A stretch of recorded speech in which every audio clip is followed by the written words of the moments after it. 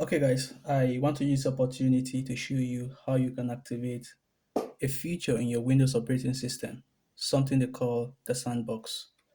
So what exactly is the sandbox? Let me just show you the sandbox here. This is the Windows sandbox we have. But what exactly is the sandbox? Just in case you are thinking what sandbox is all about.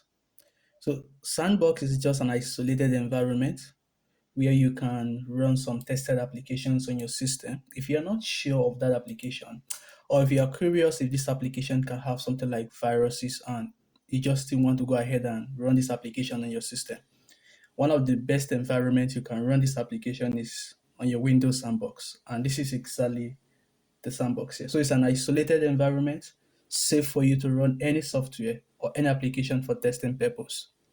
But the question is, how do you activate this sandbox? One thing you can do is I will just show you how you can go about and activate this sandbox on Windows operating system. So let me close this one for now. Just go to your search button here. On your search button, just go to features, turn Windows features on or off. Then once you click on this guy, give it some time to come up. It's asking me for administrative password. I'll just go ahead and type my administrative password.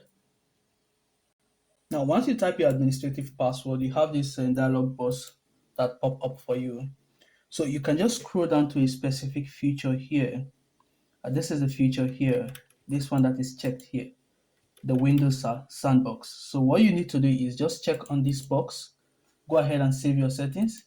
It will ask you to restart your system. So go ahead and restart your system and turn your system back. Then you can come back and check the feature here. Then once your system is up, just search for Sandbox.